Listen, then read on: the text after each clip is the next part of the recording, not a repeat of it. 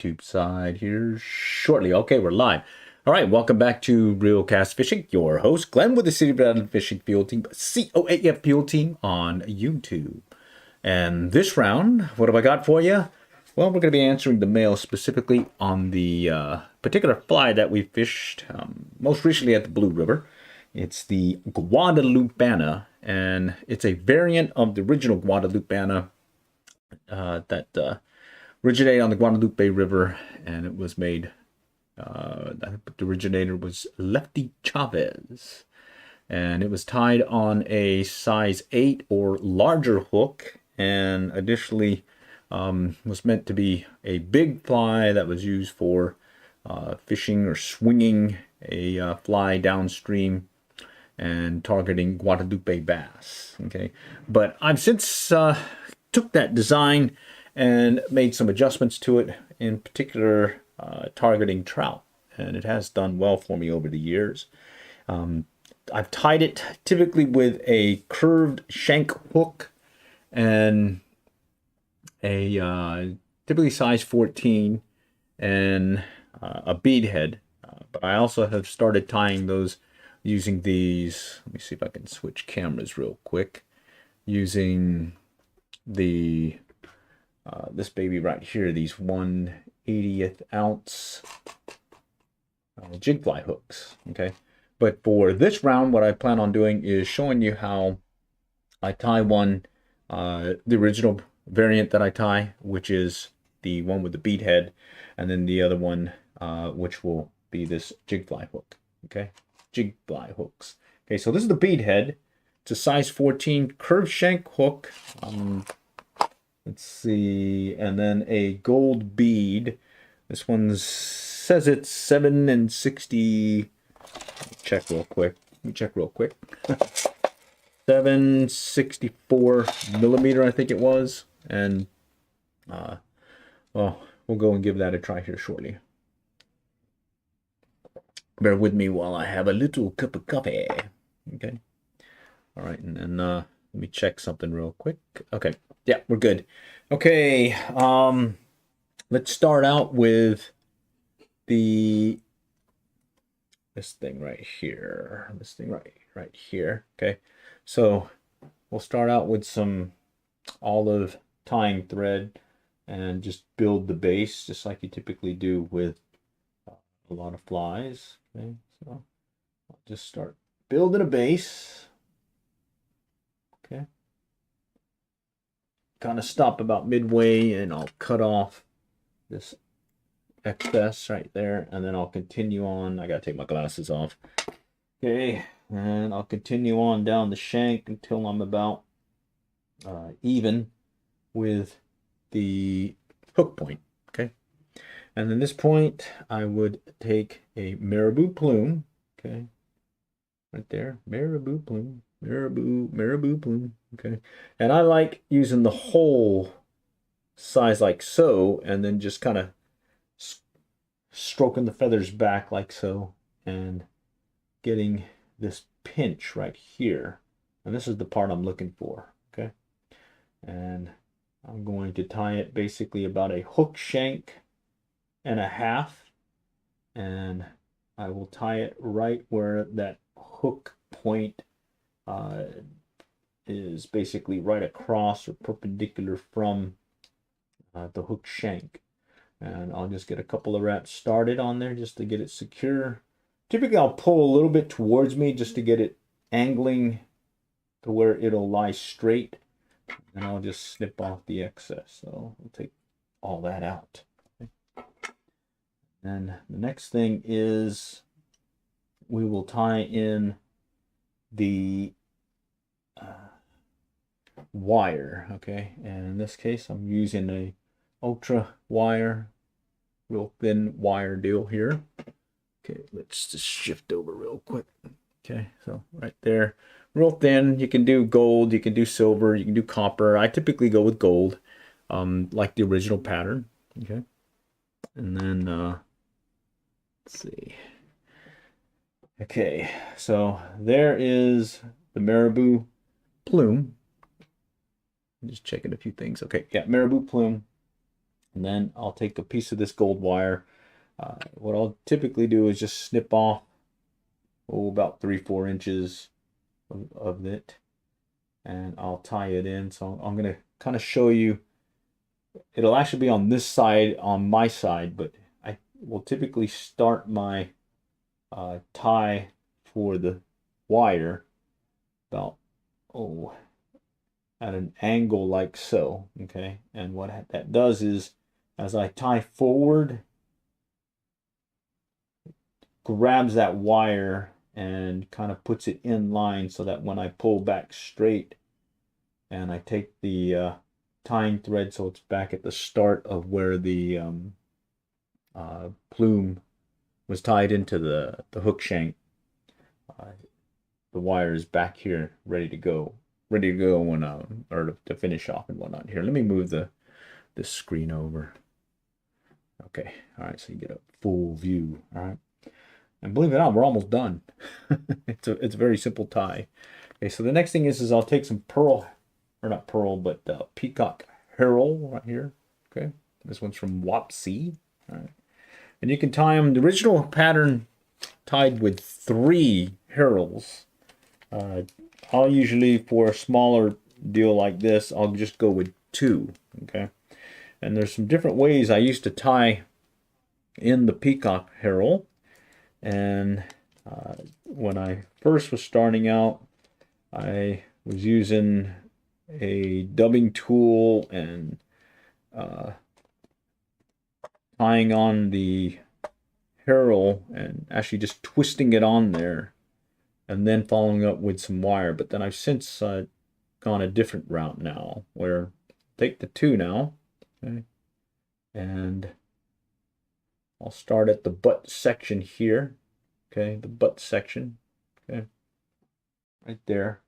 And I'll trim off just a slight bit just to get it even, like so. And then, again, that angled tie-in, I'll tie it right where that marabou is, and then go forward and then back. Okay. And before, I used to take a dubbing tool and twist it. Now I'll actually just take my line and I'll pull down, and then I'll just wrap the peacock herald around the whole tying thread, like so. Okay. And what ends up happening is that tying thread and peacock herald get pretty much wrapped together and form the body, and it actually gives a more tighter wrap. Okay, and at this point we're just gonna take advantage of this rotary feature. Let's just get this started back here. Okay, and start building the body. Okay, just a few turns like so, and I'll stop just about a bead head short right there of the bead head, and at this point I'll tie it in place. Okay, so 2 behind where I just tied. Oops.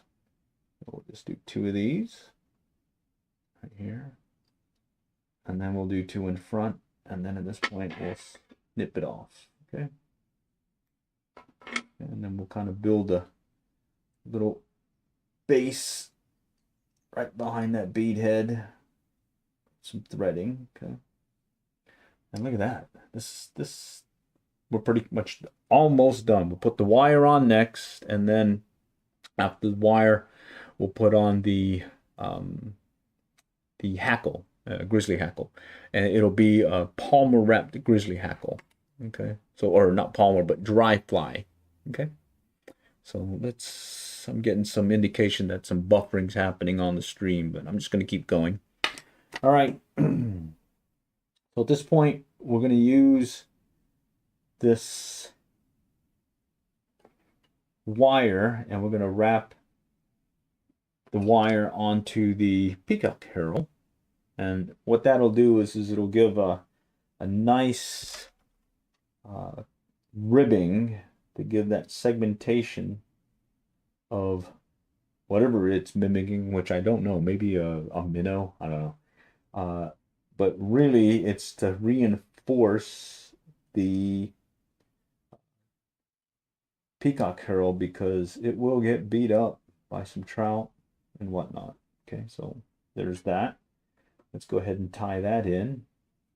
Okay, so a couple of turns that way, a couple of turns ahead, all the way around. Get that tied in here shortly. And we'll just helicopter that one off. Okay. Little helicopter move. All right, there we go. All right. Now I'm going to go back about a bead head back. Right there. And hold. All right. Next is I need to get my peacock herald, or correction, grizzly hackle right here. Right. I like using, depending on how bushy I want the hackle to go, you can see that this one's going to be, oh, not too much. All right, maybe about a 1/4 inch or so. Okay, just like that. Okay, all right, that's enough to give it a little fishiness, or at least attracting, well, to attract trout. So let's go get this baby tied in. All right. So again, I'll start with an angle, tie in that feather, in this case, the grizzly hackle, get it started. I have a little bit of excess, so I'm just go ahead and just kind of trim that to clean things up. Okay. And at this point, I'll just do a little 1/2 inch, okay, just to secure the line in place. And then I'm going to put the thread off to the side and be ready for the next piece or the next tie in. All right, let me just make sure I got everybody engaged here. Okay, we're good. All right, we're good. All right. All right, so next thing is, let's go ahead and tie a dry fly hackle tie of the grizzly hackle. Okay. And here, all we're going to do is just start moving from where we finish that tie and start building. And I like making it pretty thick. Okay, so I'm just going back and forth, giving it a nice thick look. Okay, right there. Okay. And other times I want to tie it with a larger size hackle because I just want that a longer size, I guess, hair or feathers sticking up, and it's pretty much well, it's your choice. You can do that and go with like this small piece right here. This is a fairly smaller size hackle feather versus you can go with a larger one just to give it that more bushiness. Okay. In this case, I'm specifically targeting this smaller size just because, well, there's a certain pond that I've gone to over the years that, well, they kind of like this particular one in general. Here, bear with me. I gotta go turn on my camera again. Okay. This is that fancy high-tech gear, aka auto manual on-off. All right, and here I'll give it 4 ties or 4 wraps of a whip finish, and I'll do a second 4 wrapped whip finish, and I won't use any glue at this point. I used to use it, in fact I still do off and on, but most times now I just kind of leave it as that. Okay, and that is the variant of a grizzly, or correction, of a Guadalupana. Okay, and that is a smaller size, ties in size 14 curved shank hook, and it's much smaller than the original Guadalupana, but this is one that I use specifically to target trout. Okay, so let's go ahead and take that one off, and let me go and shift the camera again. All right, so anyone have any questions at this point? All right, I'm just gonna go look. It looks like we've got just a few folks on there. Howdy, howdy. Looks like we've had at least 14. One person on currently. Looks like Groundfog. Hey, how's it going, Groundfog? You always seem to join on these different live streams and whatnot. So excellent. But here is the Guadalupana. Okay, and this is the only real difference between it versus the original Guadalupana is it's a smaller size hook. It uses 2 peacock herring instead of 3. And other than that, it's pretty much just a downsized version of the Guadalupana, targeting trout instead of the Guadalupe bass that it was originally designed for. Okay, and that is it. So I've since, well, I still tie these. Okay, and this one is a lot slower sinking compared to the newer version that I've been tying.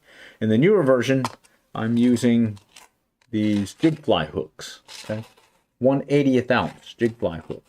Okay, let me see if I can shift over real quick. Let's go back.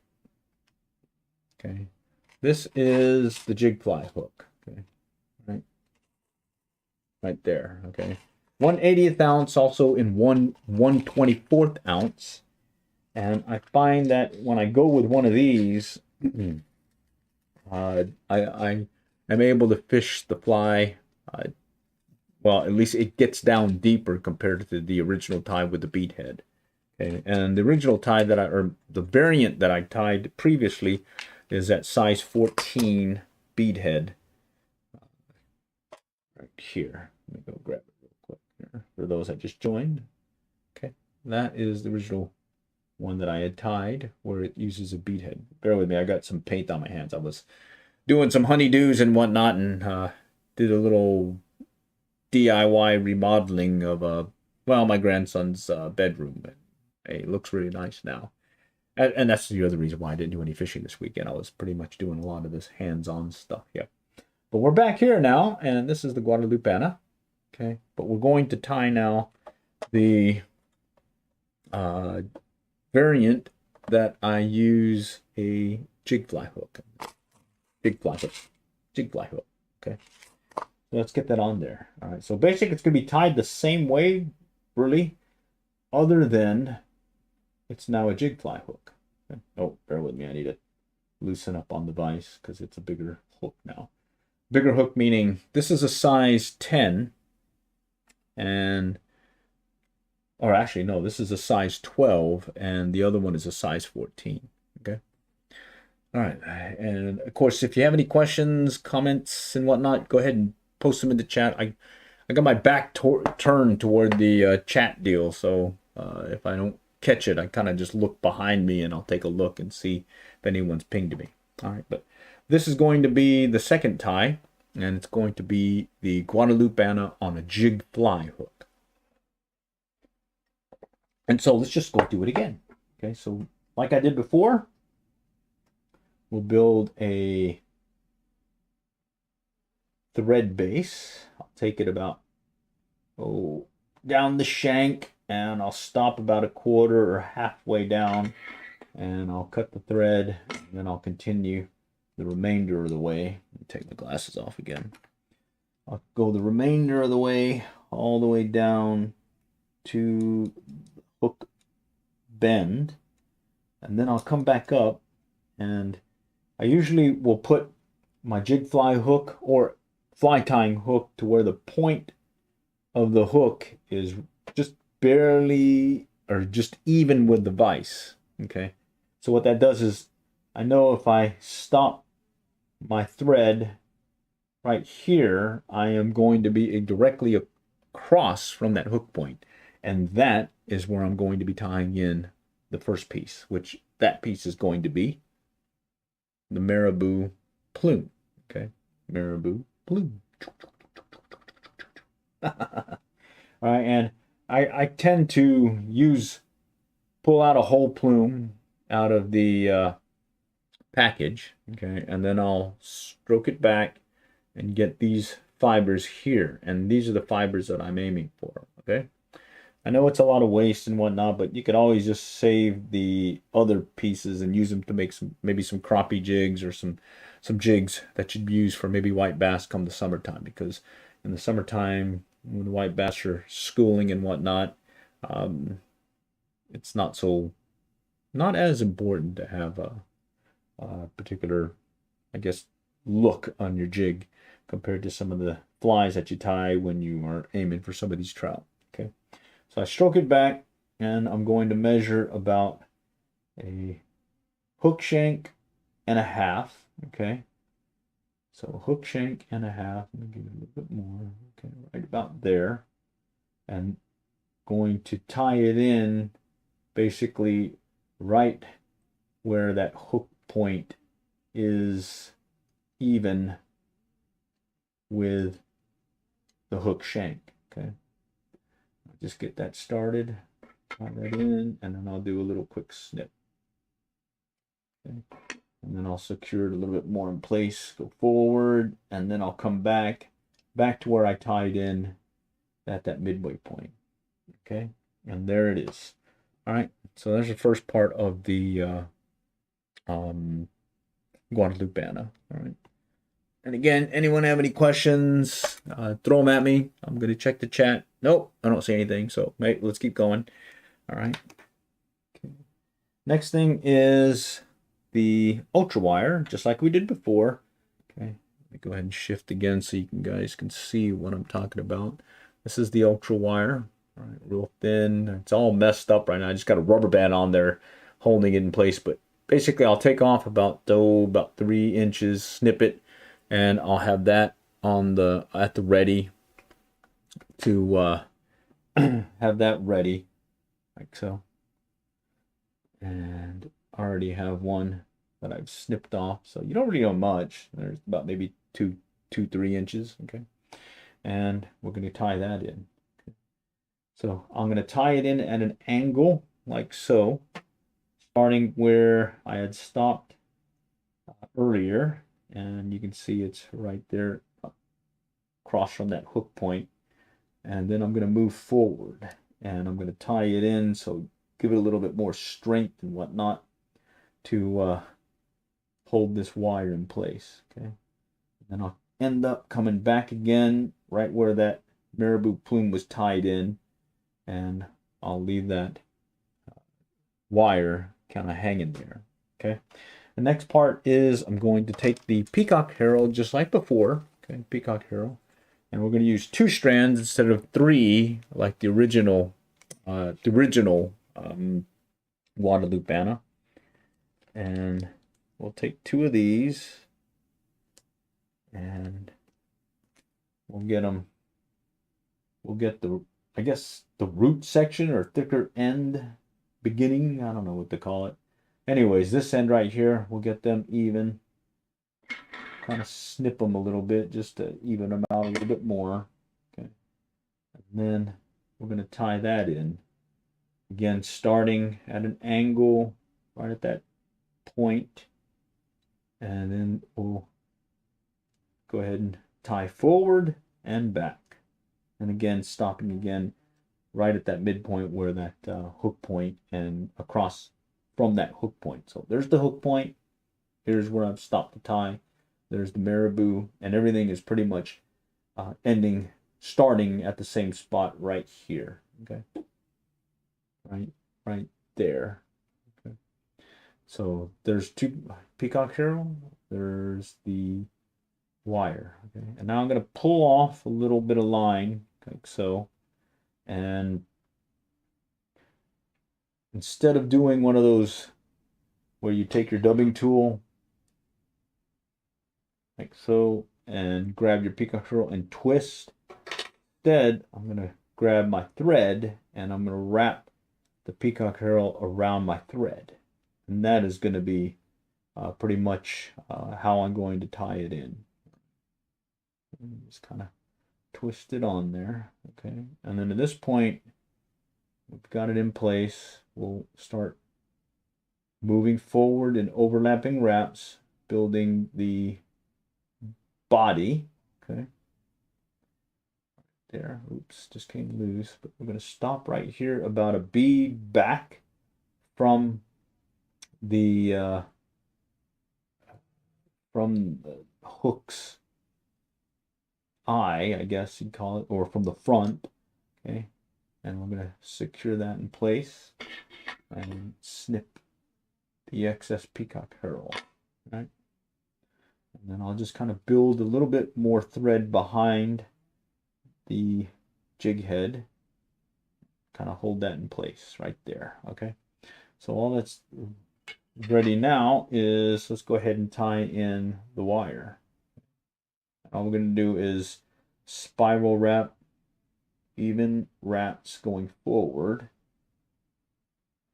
Now I'm going to go ahead and stop right behind the jig head, and we'll tie or secure that in place. 1, 2 behind, 1, 2 in front. Let's go ahead and just do another one just in case, and then we'll helicopter it off. Helicopter it off. Come on. Oh, a little short here. Okay. You can use wire cutters or even a pair of scissors, but I just go ahead and helicopter it, and there it goes. Okay. All right. At this point, we're almost done. Very close. All that's needed now is the grizzly hackle right here. Grizzly hackle, grizzly hackle, grizzly hackle. All right, and this one's going to be a thinner collar that's going to go around it. You can go with a larger size that gives it this big bushy kind of streamline effect, but for this one I'm keeping it to this smaller size hackle because the particular pond that I'm going to be targeting, I've learned over the years that the trout tend to like the bushier, or not bushier, but the smaller size hackle. I don't know why. Maybe it just gives it a little bit more fishiness or gilliness, make it more lifelike. I don't know, but hey, let's not mess with a streak, if you know what I mean. All right, so let's go ahead and kind of trim off some of the feathers right there, like so, so we can tie it in. Again, start with an angle. Okay, slight angle. Oh, wait a minute. Okay. Spin it real quick. Okay, start with an angle, tie it in, move it forward. Okay, and then we'll hold. At this point, I'm gonna just kind of trim off some of this excess, and let's put that off to the side into the thread holder, and let's go and build a dry fly hackle wrap instead of a palmer wrap like you do with a woolly bugger. Woolly bugger, you would use a palmer wrap that starts from the tail and goes forward to the head. In the dry fly hackle wrap, it's all up forward, just right over here by the head. Okay, so let's go ahead and tie that in. And here I'm going to build a nice, really bushy, thick collar. Okay, look at that. That look enticing already, lifelike. Anyhow, let's get that untied in. 1, 2, and then 1, 2, one more in the back, one more in the front, and here you can pretty much pull it off, and give it a couple of turns, and then let's finish off with 2 4 wrap whip finishes. So 1, 2, 3, 4. That's 1 whip finish knot. Let's go 2 or 1, 2, 3, 4, and that's the second. And if you want, you can use your favorite head cement, super glue, UV glue, whatever you wish. But I find that 2 4 wrap whip finishes is enough. It'll be good to go. Trout's not going to beat it up to where it falls apart on you. Let's see if I can move some stuff around. Okay, so that is it. That is the second version of the Guadalupana that I like to tie. Let me shift cameras again. Right here. Okay, and there is the jig fly hook. This one actually rides hook bend up, like so, just like a little crappie jig or something. Okay, let's go pull that off here. So there it is. There's that little deal here. Okay. And then the other one that we tied earlier with the bead head rides in this manner. Okay. And you can see that you can mix things up. This one may have a longer tail versus the other one doesn't. Like so. Okay. I don't know if I can get it. Let's go shift cameras again. Okay. So there's this one. Okay. And then there's this one. Right. So one has a longer tail, one has a shorter tail. Okay. Let's see if that. Yeah. But they both work just as good. Just kind of play around with it, you know. Let the fish tell you what it really wants to strike. So if any questions, don't think doesn't look like there's any. So let me just kind of close things out here and give you a better view of what I just tied here. Okay. So let me just get that.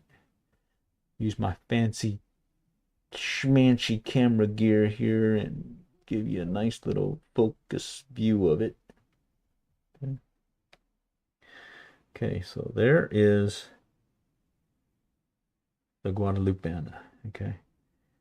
This one on the right, or correction, on my left is the jig fly hook version, and this is the beadhead version. Okay. Marabou plume, 2 peacock herald wrapped around the shank using the thread, tying thread itself, and then the dry fly hackle wrapped grizzly hackle. And this is a very, very effective fly. Almost looks like a Wally bugger. Only really difference is how you tie it, as well as that peacock herald. Okay, there is something buggy about a peacock herald that for some reason the fish really go for it. All right, so let's see. All right, I think that's all I got for you. Yeah, I think that's it. All right, so appreciate y'all joining today. Stay tuned for more. In fact, probably the next time I'm back online, it's probably me fishing possibly one of these flies here. All right, and if you do see me out in the field, and just stop by, say howdy. I'm always willing to talk about fishing and whatnot. And on top of it, usually if I have some extra flies that are working that particular day, I tend to give them away. All right. So I don't sell flies. I just like to tie a few flies and up my fly tying game or fly fishing game, because I'll tend to fish more aggressively when I am fishing my own flies, because I feel that if I lose them, I can quickly recover and just tie another one, since I've got the gear already. Instead of having to lose 3 to 5, well, there's some crazy prices for some of these fishing flies that are out there now. All right, so give it a try. All right, and if you have any questions, do reach out. It looks like we got some time here. Let me just go and go over some of the stuff that some of the gear that I was using here, in case someone is wondering. Okay, so right here is, let's see if I can zoom out a little. Okay, right there is the fly tying vise I use. It is the rotary vise, Peak fly tying vise. For some reason, I just really liked how this one works. It's nice and heavy. I can tie size 22 midges all the way up to some bigger flies that I tied, or that I've used for fishing for striped bass and saltwater fish as well. The other thing is I like using the right bobbin, bobbin, I guess, mainly because it has this tensioning screw here that I can kind of always have the right tension as I tie on to a fly. Okay. I do have the other different fly tying bobbins, but this is the one I tend to use in, day in, day out when I'm tying stuff. Wood finish tool. All right. I also make my own whip finish tools. I think I got some videos there on this baby right here. And additionally, I also just use my hands and use this for a whip finish tool, just doing them manually with my hands. Okay. And then the other thing is got me a pair of scissors. This is the I forget which one, Dr. Schlick something. It's a good one. I got it. Had a gift card, so I got to take advantage of that. And then here's the hackle plier that I used. Okay. And then for the material, marabou plume. Okay. The ultra wire right here. Thin wire, small wire. Get the thin one. Don't get the thick one. And then peacock herald. Okay. This one's from Wapsi. Yep. Okay. And then for hooks, there's the jig ply hook. Just pick these up on Amazon. 1/80th ounce or 1/24th ounce. Let's see. I've got it in my tool deal here. All right, there. I got a bunch of the hooks here, and this one is that one. And it says it's the model 21, size 14, curved shank hook, straight eye. And I was using these 764 gold beads. Gold beads right here. Okay. Gold, brass, whatever works. And then I think the model 21 is, let me think. Either it was from TMC, Teamco, or that may be White River from Bass Pro Shops. Their version of it. Okay. All right. Hopefully that answered the mail when it came to how I tie a Guadalupana. All right. Till next time, we'll catch y'all later, and good luck and good fishing. Thanks for stopping by.